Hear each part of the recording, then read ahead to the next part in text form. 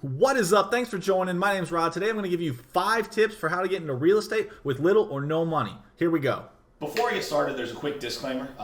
Please, with all of these ways, protect yourself with a contract. So consult legal counsel.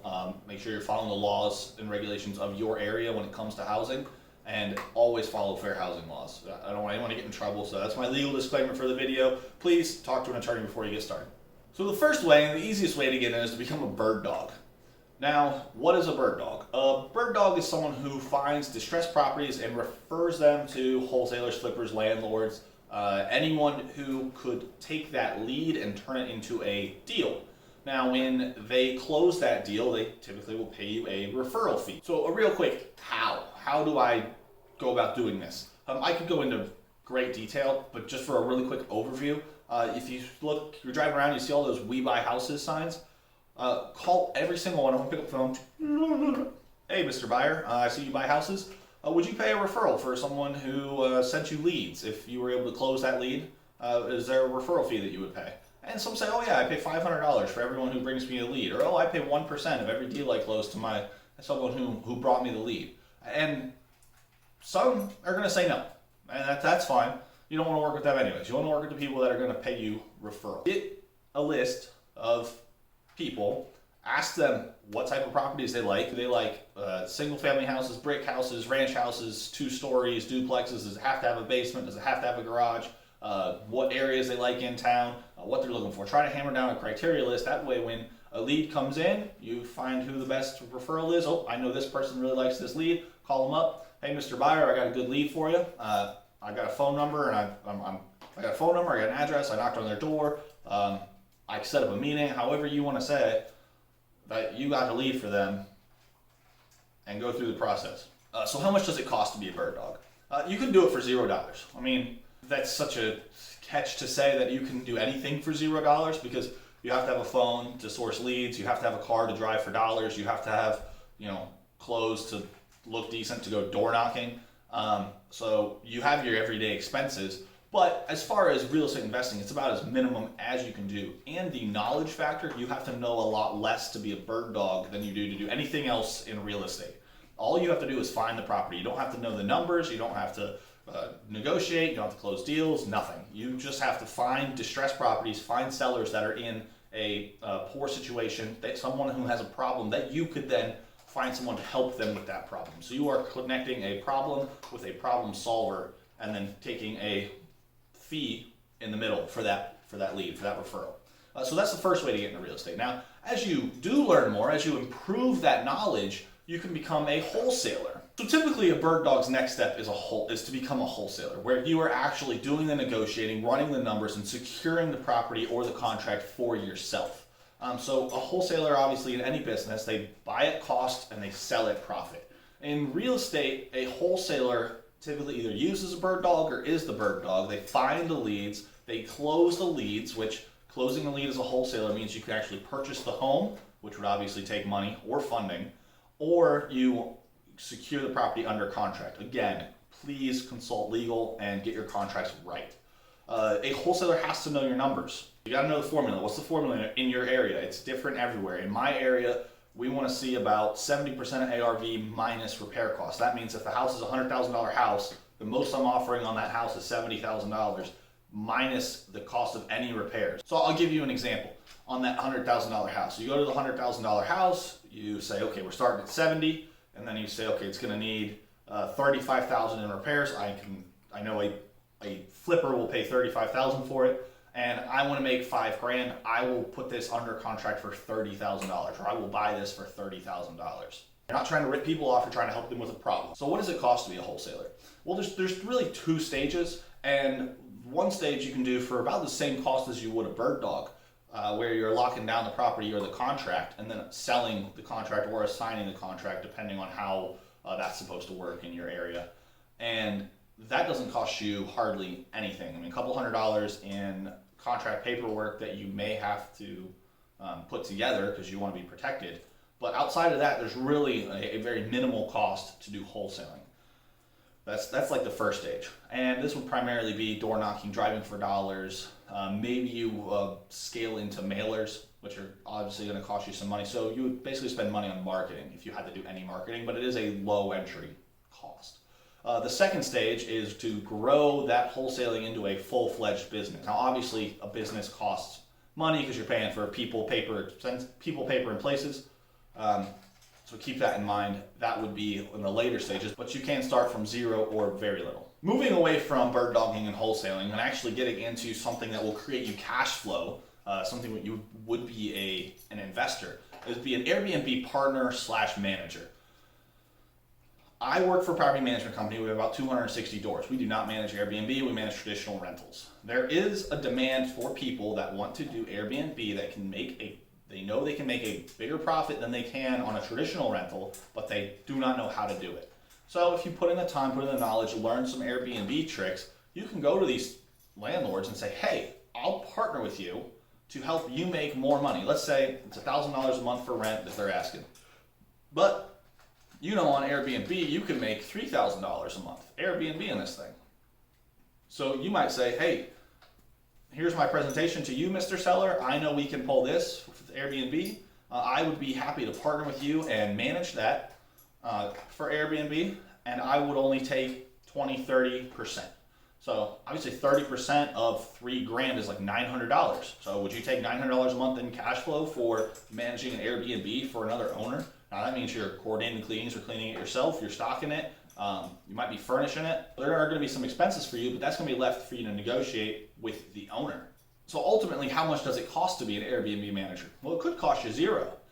You go to Mr. Seller and you say, hey, this is the commission I want. It's your responsibility to pay all the utilities, furnish the house, XYZ that you need to run the Airbnb business. And all you do is market it, post it, keep it turning, keep it clean, and make sure everything's taken care of, take the phone calls or anything while the people are coming and going at the Airbnb if there are any issues. And you make a pretty good profit all with $0. Keep it in stride. Number 4 is going to be an Airbnb Lease Sandwich. Now, I love sandwiches. I eat one almost every day for lunch. That's a lie. I eat 2 almost every day for lunch. An Airbnb Lease Sandwich is someone that rents a property, then turns that property into Airbnb and takes the difference in the spread. So instead of partnering with the owner, you are going to actually lease the house yourself. Now there's contracts involved, again, as with every one of them, and you want to make sure that in your lease with that owner, you have the ability to sublease. Now you could take this as far as you lease a 4-bedroom house, live in one room and Airbnb the other 3 rooms, or you could just take a house or an apartment or whatever you found that would let you sublease and turn that whole entire unit into an Airbnb and take the difference in the spread. How much does this cost? Well, obviously this is going to cost a little bit more than, hey, you want to be in a video? Come here. This is Benny. He's the one that makes all the noise. Yeah, he got shaved because he was so matted, but normally he's much fluffier. I'll put it back on when he's fluffy. All right, now you go sit down. And I'm going to keep recording. Well, thank you for the kisses. Mwah. That was Benny. Oh, where was I? How much does this cost? So, obviously it's going to cost more than partnering because there's really not a bunch of negotiating. You're probably going to have to pay first month's rent and your deposit, so make sure you have that. And you're going to have to furnish the house, which could cost anywhere from $3,000 to $7,000, depending on the size of the house and the furnishings you put in. Don't put in anything too nice. Put in things that are going to photograph well and that are going to be durable. And then their cleaning costs, which should come out of your ultimate profit. So you could net a pretty good spread. If going back to that same partnership, where if that rents $1,000 and it can make $3,000, that $2,000 spread is yours. So if it costs you $4,000 to get it up and running, after 2 months you are back to net zero, and then the rest of that year-long lease, well, those 10 months is going to be yours, which is $20,000 minus whatever your expenses are.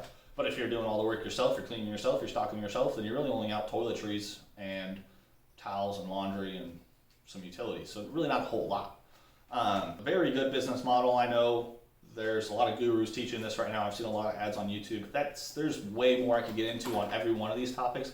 I just want to give you a brief overview of how you can get in with little or no money. The 5th way to get in, and my favorite way to get in, is through creative financing. So what is creative financing? Well, there's banks and lenders, and that is boring financing. And then there's creative financing, which is money from literally anywhere else in a deal structured any other way. In essence, creative financing is structuring the deal such that you create a win-win or win-win-win, depending on the parties, situation where you go in with little and come out with a lot, and the seller gets everything that they want, whether it's they want a price, they want cash flow, they want to be out quickly, whatever it is that they want, you give them, solve them their ultimate problem. And then your end buyer, that might be a tenant, if you're gonna put a tenant in there, or it could be you sell it on a lease option, it could be an end buyer, you could just be the middleman, all kinds of different ways to work this. I'm not gonna get into all of them, we're just gonna lump them all into this category.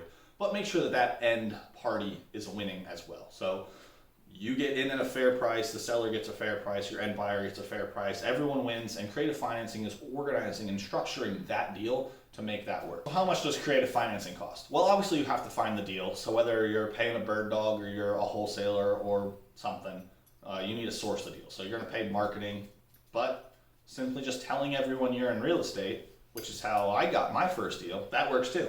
So tell everyone you're in real estate. That would be the first thing that I would do. Tell everyone. You never know, oh yeah, my grandma's selling her house and we haven't really found a buyer for it. I haven't been trying too hard. It's kind of a mess. So maybe you would want to come look at it. Yeah, okay. And boom, you got yourself a deal. So just tell everyone. I don't care. Grandma, brother, friend, mother-in-law, like co-worker, niece, nephew, tell the 4-year-old, tell your 4th grade basketball team, whoever you're talking to, just say, I'm in real estate. Yeah, that's what I do. I do real estate. You don't have to tell me anything more specific.